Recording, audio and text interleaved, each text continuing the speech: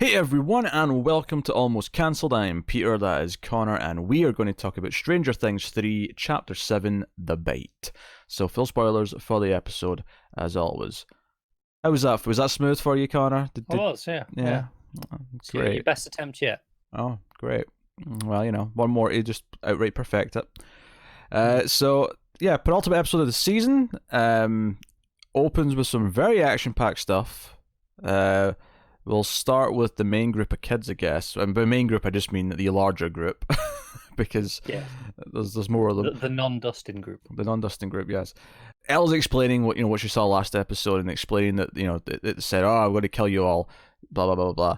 And they hear the thumping. In fact, the opening scene, we can just sort of briefly mention, it's showing that the fairground is open. The mayor makes a speech, and the big sort of tease before we get to this scene is that it's actually Mike's little sister who, whilst they're on the Ferris wheel, Sees the trees. yeah, very Jurassic Park, very lost, that kind of thing. Yeah, And obviously, I'm thinking, is it coming towards the fairground? But no, it's got a target. It doesn't care about randomers yet. It cares about Elle. That's where it's coming. yeah. Take out the big guns before you worry about all the little ants. Yeah. So we hear thumping, and we get they're sort of looking around. There's a great 360 shot. Of them kind of. I don't even know if it's actually one shot. Maybe cutting around, but it's As constantly. they're boarding up the house. Well, no. It's before that. It's just when they're all in the middle. I think when they're hearing the noise, and they're all sort of standing back to back in a circle, looking up. Yeah, I think it is cutting around, isn't it? Like, Yeah. because you see them like, look out the window, and all Yeah. it cuts between their reactions and the way they're, Yeah, what they're looking at a few but the times. shots of them are always constantly moving in a circle. Yeah, So it gives us this sort of build up attention as it's like things are like rising to the surface very quickly. But they get out, they see the flare coming for them, and we get their montage of them boarding up the house. Luckily, Hopper keeps a shotgun in the hut. why wouldn't he? Not, I mean, maybe it was locked, and Elle let her in, or so I don't know, but it didn't look like it. It looked like it was just you can go in there anytime you want and just grab the shotgun, no questions asked. He seems like the sort of man who would just have it lying around. I don't think he gets a lot of visitors. He's kind of out the way. Yeah, I suppose he does And have it. then for any to scare off any little teenagers thinking, oh, we'll steal it. Mm. He is the chief of police. That kind of puts off a lot of people. You'd think. Yeah, sure enough. And Joe, I love about this attack is that much like some of the other episodes recently, is that it really felt I felt a great presence of menace in this scene. I felt like it was really trying to kill Elle, and Yeah, so one tentacle arm comes in and they kind of deal with it. Jonathan jumps at it, gets knocked down. Nancy, blasts at it with a shotgun. And it's not just really doing much. it's not really doing much, and it's about to go for her, and then that's when Elle kind of steps in and grabs it, and just kind of tilts her hand a little bit quickly, or just jerks it, and then the thing just kind of at the end of it just sort of cuts off, and I'm like, oh, that's Yeah, actually kind of brutal. I think it's where Jonathan was already hacking it, so it was already kind of half done on Yeah, that first. yeah, makes sense. But then another one comes in, and she's like, okay, I'm stopping this, right? But then a second one at the same time comes in on the other side, so she's actually from both sides with her arms out, and it feels like, yeah, if a third one comes in, she's maybe screwed. Like Yeah. if we're really going with she does kind of need to have her hand up to do her thing, and that's debatable if she does or if it's just what she thinks she needs to do. But it really felt like it was like putting her to the test, and it was like, oh, this feels more dangerous than anything up until now, and she actually makes both ends of the arms pop. She sort of does both of them at the same time.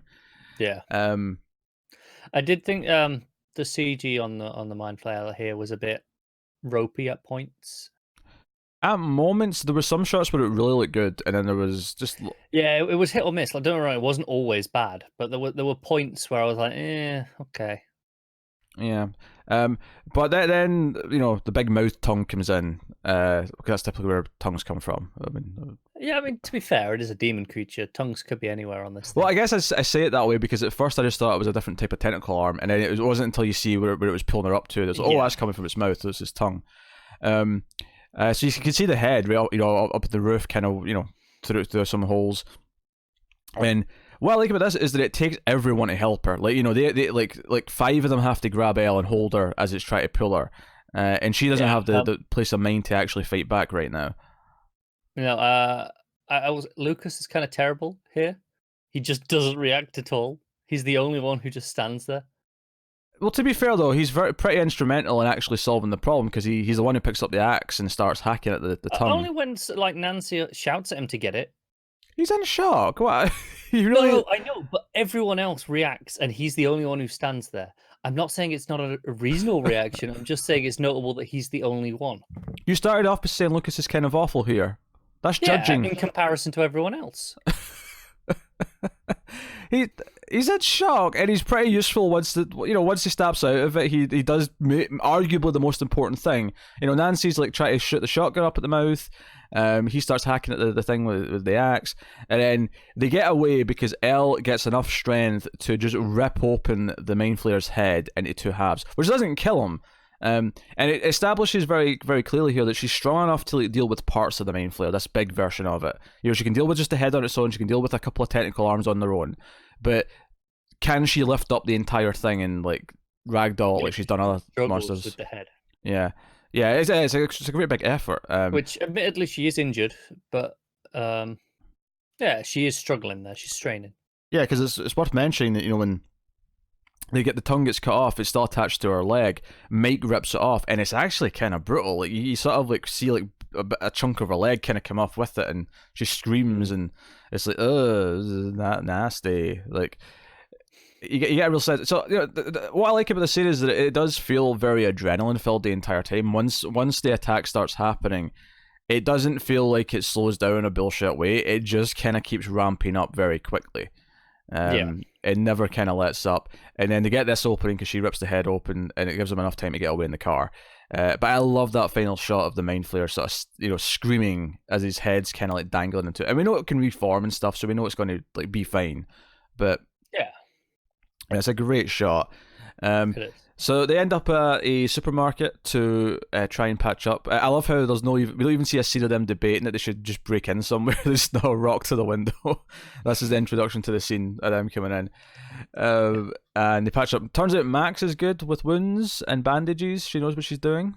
Yeah, because she skateboards. So they patch up Elle. Lucas gets a idea. He sees the fireworks and he's like, oh, we can use these. If we get enough of these, it's basically a stick of dynamite. So Max is kind of annoyed that his attention is deviating from the task that she set him out for. But because they were looking for a bowl in the cereal aisle, because where else would the bowls be? It's not a terrible, I mean, unless this store specifically has like a section for like kitchenware. Like, it's not the worst idea. I feel like every store of this size that I've ever been in typically does. I've never seen the bowls next to cereal. I didn't get the impression this place was that big, actually. Did you not? It looked like it was like 2 aisles worth back. Nah, this looked like a medium-sized place to me. It didn't look like a full-size one that would have a kitchenware section. Or a closed section. It had a full corner for fireworks. I felt reasonably sized to me. There's a weird scene where Lucas is the only one who likes New Coke, and we get a comparison between New Coke and The Thing, as the new version is superior to the classic. Mildly amusing, but yeah, I felt the product placement here. This is the only even though there's been so many like moments where it's just focused on Hopper getting a Burger King or the 7-Eleven or whatever. This is the only one where it felt like no, they wrote a scene just talking about New Coke. Yeah, the rest, the thing is just there, right? And there might be a reference to it. They might mention it, but this was no. This is like a good 45 seconds talking about New Coke. Well, no, see, this is the thing. Everything else that's product placement in this show, you theoretically could put a fake logo on it, and instead of what Hopper saying, "Oh, I got a couple of Whoppers," just say, "I got a couple of burgers." You wouldn't have to change anything details-wise or plot-wise based on anything. Like the Slurpee could still function in the plot as it did before. Everything else could still function. This scene, you can't have this conversation about New Coke being better than old Coke without it being Coke. Yeah. And it doesn't really serve much of a purpose. And don't get me wrong, I actually kind of thought it was funny because just Mike freaking out at him and being like, what the hell are you doing? Like, and the idea this is happening. Because it's happening whilst Eleven's looking for Dustin, because this is past the point where Dustin's been heard over the radio. Yeah, don't get me wrong, it is amusing, but I did feel the product placement here. Yeah, it was almost like we just need time to pass so that you can tell that Eleven's been, trying hard to find Dustin. That's what the purpose of it was. I felt like this had been happening for like they'd been sat here for an hour and they were just kind of getting bored and going, oh hey, we'll talk about whatever you happen to be drinking, which in this case was New Coke. But instead, it feels like no, this was 2 minutes later. Elle's just started trying. So but she finds him, and that's kind of the last we see them until they pop up at the end. So I'll leave that for now because that kind of wraps up the other plot more than it does this one. But noteworthy, we do see the pool of blood that Elle left kind of moving as if she's been infected with something that's tracking her. And then, of course, afterwards we get a scene of Billy showing up and just kind of being Billy, being Mind Flayer Billy, and like looking at the blood and being like, "They were here. I can smell them." Kind of thing. Pretty much. So that was basically their plot. But it's because their stuff obviously like once they get to the supermarket, it's very much just kind of like regrouping whatever. But their opening chunk is so action packed and like probably the most like impressive scene of the season so far in terms of big monster fighting action. Okay, yeah. That it just like it opens with a bang. You feel like we're really getting to a point in the season where things are going. And by the way, so we'll jump back to Dustin's group because I think we'll save the walkie-talkie side for their plot. So they're driving back to the elevator. They get picked up by Dustin and Erica. The two teenagers are in the back in this little cart that they're in, and they're still drugged. And I did love Dustin and Erica kind of debating like, are they drunk? Like, why would they be drunk? What's happening? Obviously, they eventually realize that they've been drugged for information, but they're being, Erica has a really funny moment where Dustin's like, "Oh, we have to get going or we're going to die," and then she's like, "But we all die. It's just a matter of how or when." And she's like, dead serious. No, that's Robin that says that. That's what I meant. Oh, well, you said Erica. Oh, sorry, I just said the wrong name. Sorry, it was Robin. Yeah. Sorry, there was a big difference there. Sorry. Yeah, well, I mean, yeah. In my head, it made sense because it was obviously the one who was still high, drugged up. Yeah. So they get back up top and they use the secret back, like hallway that they've been using to get into the theater. So Dustin knows where he's going. He's like, "No, trust me." And they hide in. And this is a great thing because I remember back in episode 1, I was like, "Oh, they bypassed Back to the Future. I could have done with more Back to the Future." Luckily, they hide in the Back to the Future showing, and you get plenty of it now. We get plenty of footage of it playing out, which leads to some really great little moments actually because Dustin goes with the walkie-talkie up to the... How he gets into the projectionist booth, I'm not sure. But he goes up there with his walkie-talkie, and that's when he was able to contact Mike. And he can't hear him properly, but Mike gets enough to know they're in trouble. It's a code red kind of thing. Yeah. My favourite thing about this, though, related to Back to the Future, though, is that this takes place with the score of the movie that happens to be playing behind them, being the score of the scene. And it's Back to the Future is one of those scores where I've seen the movie so many times, I just know the score so well that, like, it's such an iconic kind of section of it. It's just one of the sort of more dramatic moments of the score. It's not the main theme. It's it's when everything's going down. And it was the perfect soundtrack to him shouting over the walkie-talkie. It's almost reminiscent of in the movie itself when Marty's trying to show up to Doc when he's on the clock tower and he can't hear him, but he's like shouting on the walkie-talkie. It's a really but his batteries are finally dying. Yes, he's double A batteries, and he says that he always carries them. So Erica's like, "Well, what's the problem then?" He's like, "Well, I need 8." Yeah, I'm gonna call him out on this. If you need 8, carry 8. I have to imagine that he carries like batteries for lots of different things, and he's just got 4 left. After using. I mean, maybe how many was in the pack. I'm going to defend my boy Dustin here and give him an out. Okay. But they wait till the movie's done, to try and sneak out. But in the meantime, though, Robin and Steve actually disappear. Erica was supposed to watch them in the seats. And she got caught up in the movie. I mean, who can blame her? It's Back to the Future. It's classic. But they end up getting dizzy with the lights. Although I did like them debating the movie. Steve's confused because why is his mom the same age? And she's like, because he went back in time. But it's called Back to the Future. Yeah. This was pretty funny. Yeah. But they get sick because they're looking at the lights and they're getting all trippy. And it's a good thing for them because it's kind of getting it out of the system. Not entirely, but they're better. Yeah, they're definitely more coherent after this vomiting scene for sure. Because they're asking kind of each other questions to see if they're better yet, like how they answering them, and that kind of thing. And he asks her if she's when's the last time she peed herself, and she's like, today, when they pulled out the bone saw, just a little bit. And he's like, yep.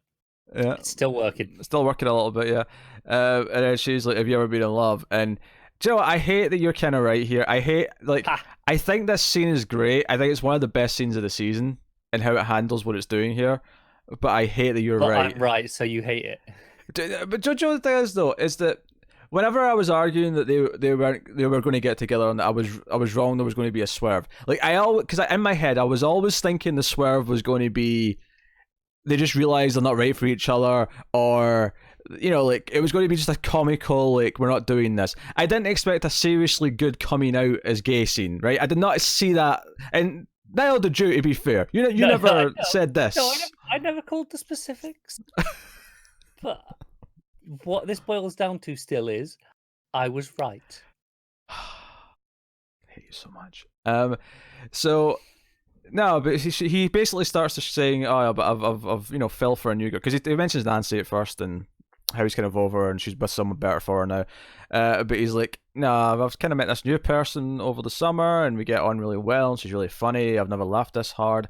And Dustin keeps telling me I need to find my Susie. Yeah, and he slides under the cubicle, which made me go, ugh. I mean, don't get me wrong, this looked like a fairly clean bathroom by like what I think of a public bathroom being, but still. Maybe some American places are cleaner, but honestly, even them sitting on the floor in the bathroom was making me feel a bit. No. Yeah, it was pretty grim. I'm not doing it. I mean, he's got a point. He's already covered in piss and vomit, or blood and vomit. Sorry. I mean, he's covered in piss, blood, and vomit. Most lately. Almost certainly, yeah. No, Joe, it is. I assume they're in the ladies. Yeah, that's what it is actually. That's why it's cleaner, because it's the women's bathroom. Yeah, never get away with that in the men's. No, never lie down in a men's public bathroom. Never do it. Just I'm warning you. Don't do it. Just accept that the bottom of your shoes are not going to be in great condition when you come out of that place. So no, they have this kind of heart to heart where he kind of opens up and she's like, "Nah, you're confused. You wouldn't like me if you really knew me." And he's like, "Sure you would." He sort of like said, and she goes back to the story she told before about being in class with him and kind of being like sort of being fixated by him and obsessed with him. And she reveals that the reason why she was obsessed with him is because the other girl, whose name I can't remember. Tammy. There you go. Tammy T or something like that. Tammy was staring at him and she was jealous. And the scene actually plays it really well, especially because Steve's a bit dense and doesn't immediately get it. He's kind of. He is high as well, though. Yeah, he's like, but Tammy's a girl. And she's like, yes. He's like, oh. And I love that there's a moment of hesitation and he's just kind of processing it. And she does the callback with a, hey, do you OD over there? Yeah. And I love that, because, season 1, Steve may have been a dick about this, but, Steve post-Dustin team up is a decent guy, and Dustin's been a real good influence on this fella. He basically immediately just starts making fun of the girl she was in. So she's lame. No, and then they start making fun of her and singing, and they're laughing before Dustin and that come running in, they're laughing and kind of slapping each other's knees a little bit, and I'm like, you know what? I'm not going to even feel bad that I got this wrong, and I'll tell you why. Because they've clearly just became best friends. Like there's chemistry there. Dustin just got phased out. Yes, Robin and Steve are now best friends. That just happened, and that's why there was chemistry, because they do actually have a connection. It's just not romantic because she's gay. Yeah, and I agree with that. And I completely buy that Steve, just being a guy,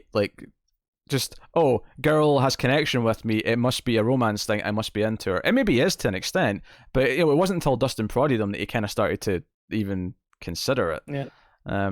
So that played true to me. But they try to leave anyway. They try and mix some of the crowds from Back to the Future, but there's Russians at the gate. The guards are all checking bags. Checking everyone. Yeah. And I'm like, okay, it makes sense that the Russians are the guards, actually, because they own the mall. They built it. So so why wouldn't they be? Exactly. It makes sense that they've got that sway. So they have to go running, and we get a bit of a chase scene. The Russians are running around. And I think, correct me if I'm wrong, but someone else hears it's Bauman hears over the comms the Russians say we found the children. So yeah, they're on the lower floor. And we'll talk about their plot a bit, obviously, but I just want to establish that they're aware that, I mean, they don't know it's their kids specifically, but they're aware that there's children involved that the Russians are after. They're heading to the mall. Yes, they're heading to the mall at the end of this episode.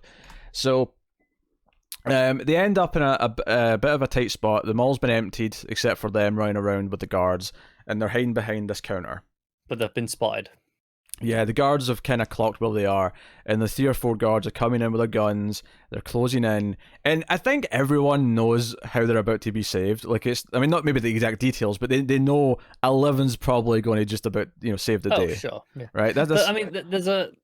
Do you know what? I'll give you a slight bit of credit, because you hear the car horn, right, or you hear the car doing something. And given that the last thing we'd seen was, Hopper and that in the car heading towards the mall, there was a possibility that they'd just, driven straight in. Yeah, and they were going to run into them. Yeah, that's possible. Yeah. So it wasn't like, it's 100% it's out. Obviously, it was one of them was coming, but I will give it the credit that it could have been the others as well, because they were both en route. Yeah, I mean, that's fair. But no, it's just it's the showroom car that's like sitting in the mall that you always see. Gus goes flying past them and straight up kills all these dudes. Not that I'm blaming Elle for this, to be honest. Like, this is the moment to do it. But they have this great shot where all the kids are up in the balcony and look down, and Dustin looks up and is all happy to see him, and he immediately runs up and hugs Elle. It's a really sweet moment. And Robin's like, "What just happened?" It's like, "Oh, that was just Elle. She's she's got superpowers." She's like, "What? Just she moves in her mind. Keep up with it." Yeah, I'm confused what happened just with that car there. It's like, oh, she's got superpowers. And then they were Russians, and that's when we heard that she's cracked the code, and that's how we knew about the Russians, and everyone else, because these kids have heard nothing about Russians. They're like, Russians? What's with Russians? What's happening with Russians? And Dustin's like, come on, keep up, Russians. It's it's just pretty simple here. But of course, Elle collapses. When they look at her leg when she's screaming in pain, there's movement under her wound. So the main flare, there's something in there. She's so getting flayed. So they're going to have to like cut it out or something. I don't know, but something's going to have to happen next episode. Maybe more of that Max medicine skills can come in handy. Might be beyond her cursory knowledge, to be honest. Yeah, that's kind of where we end the episode, actually, the end of the main plot. But obviously, we have to talk about Joyce and Hopper. Delightful moment in the car on the way to the fair, where Bauman just calls out their sexual attention. And do you know what because they start bickering, and I was like, this again. And he's like, right, enough of this. We're bored of it. And I'm like, yes, we are bored of this. Yeah, but that's good writing. It's at the perfect point where you felt that. No, it is. I'm giving it credit. I wasn't complaining, but I was on the verge of complaining, and then it was like, oh no, okay, it's being quite meta almost, with him just calling it out and being the audience essentially. Yeah, he's like, just hurry up and have sex. Like, yeah, you're scared because of this, but you're wondering if he's getting the sack. You're scared because you've been hurt. Blah blah blah. And the best part of the scene, though, is like they're sitting there in shock when he says, just go and have sex already and rip your clothes off and get it over with. And they're just sitting there in shock. And Eddie leans back, and Alexei's like, what was that about in Russian? And he's like, oh, they've not had sex. And they've not had sex. And then both of them just start laughing hysterically, and Joyce and Hopper in the front just looking miserable. It's great. Yeah, it's brilliant. It's great. So they get to the best new friendship of the show. Oh yeah, absolutely. I don't know, Stephen, Robin, come on. Yeah, okay. They win, but they get to the fair. The mayor sees Hopper and calls on the Russians. So Terminator dude's around, which is relevant because poor Alexei, like, he gets his tickets. Bauman tells him that the games are all rigged, but yeah, he's like, hey, you don't have to be American to have fun. Let's go and experience it. And he's playing the darts with the balloons, whatever you call that. I don't know. And he gets the 4 green in a row, so he wins a prize. So he's walking with his big stuffed animal. He's all happy. It's a Woody Woodpecker, which I know because Bauman, when he sees him, does the laugh. Ah, there you go. But so he's all happy, and Bauman's all happy for him. And I love that he's just learned to. He's like, this is great. We're best friends now. He's learning to live again. He's discovering happiness. and then in walks Terminator Biker, just very slowly. He's got a silenced pistol in his hand, and he just times his gunshot for like one of the raids of the fireworks. He just kind of like times it, and the bullet goes through the stuffed animals. You don't really see it at first until he moves it away, and then you see the blood. And Bauman like seems really genuinely concerned, and then he finds Joyce. Hopper at this point realizes he's been chased by multiple Russians, so he starts running around. He's at the fun house. I will say this death worked a lot better than I would have predicted. Given that, we spent 5 minutes with him in the fair. Yeah. First, and that really worked. Yeah, I mean, I think that was the bulk of it was that 5 minutes of him kind of getting happy, but I think it is a kind of accumulation of like seeing that he was scared of who he worked for, sort of agreeing to work with the others, and he's had some funny moments even before like this episode, and I think it all adds up, and I think it's like Joyce's reaction, because I think death still means something in this show, because characters don't die that often, and when they do, like they react kind of appropriately. One of my favorite touches with the death is the first time Hopper actually calls him Alexei is after he's died. Yeah, because he says, "Alexei, did he get out?" And they obviously just kind of like shake their heads, and like, because he has a whole action scene. He goes down the chute, he gets away, he kills like one Russian. As soon as he goes into that thing, though, I'm like, oh, they're doing a House of Mirrors thing. Oh yeah, they do. They totally do. And it almost swerved me, because when the guys follow him and he just stops in, the things are dangling down from the roof. I don't know what they were called. And I'm like, oh, are we not doing? Yeah, I've been in one of them. I couldn't tell you what they're called. Yeah, no, exactly. But I'm like, oh, are we not doing the House of Mirrors thing? I was like surprised at that point, and then it was like, oh no, we're just saving it for Terminator. That's cool. There's a variety of things in the Funhouse. There's not just the one thing. But yeah, he goes down the chute, which was kind of amusing on its own, and credit where credit's due, it's all kind of entertaining, despite the fact that we have this, for what it's worth, a fairly emotional death in the middle, even though he's, a new character. It's only been a few episodes, but they give you just enough to care a little bit. I do, and Hopper got the better of Terminator, but he was wearing a bulletproof vest. So yeah, he shoots him like 4 times, but yeah, he's wearing a vest, so he's fine. Again, Terminator parallels. He gets shot and gets back up. yeah. Hopper should have gone for the face. Yeah, Joyce, kicks the mayor in the balls and gives him a good hit over the face. Do you know, like, I think another reason why the death works so well is seeing Bauman get really sad and serious, because he's always been such a cynical, and he's always hated character. The Russians. Yeah, so seeing him react with emotion, and then Joyce as well, actually kind of really sold the emotion of it. So I think that was really well handled. And then I agree. Then they're in the car on the way to the mall, and they've got the walkie-talkie that Hopper got off the Russian he killed, and they can hear the transmissions, and they hear, oh, we're in the mall, we've got the kids, so they know there's kids involved at the mall. Probably, and they're probably thinking to themselves, knowing our luck, it will be our kids. It'll be that group, because they looked in the fair. I think that's their expectation. Yeah, they looked in the fair, and Karen's like, oh, I don't know where the kids. You know what it's this summer. They're all over the place. Like, yeah, they were at Dustin's, they were at Luke's, they were at Max's. They're somewhere. And to be fair to Karen, I mean, she has no idea about monsters or mind flayers or anything else they've done. She doesn't know. Or Russians for that matter. Willfully ignorant. I said there was a moment where with her husband, I can't remember what he said. Bad torture maybe, or it was in the spinning one. Yeah, the UFO. And he said something, and she just had this look going, I should have cheated on you. It cracked me up. Oh dear. She's a adequately happily married woman. Sure. Not overly happy, but just, she has her moments. Those temptations. She's willing to just kind of go along with it. Yeah. But that was the episode. That was episode 7. Sorry. So this was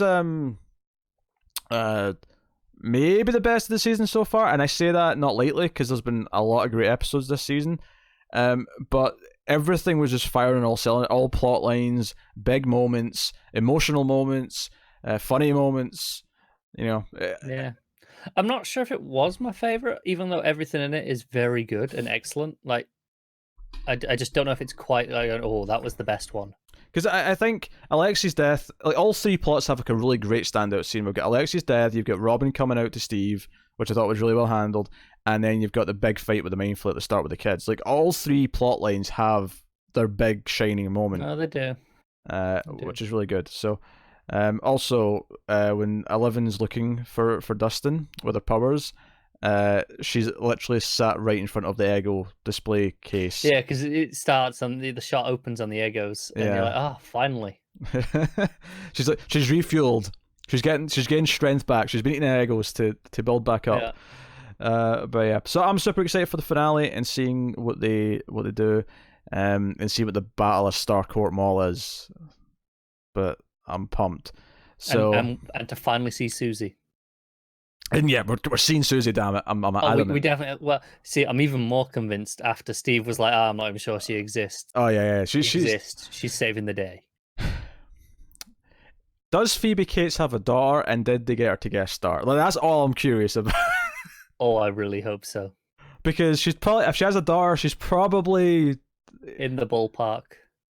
Maybe not young enough for Dustin, really, but young enough that she's like at least 20-ish. Plausibly just kind of go, oh yeah, sure. Yeah, she looks a bit old for her age, maybe. I don't know. That would be really funny to me if they get like a Phoebe Cates lookalike to walk in.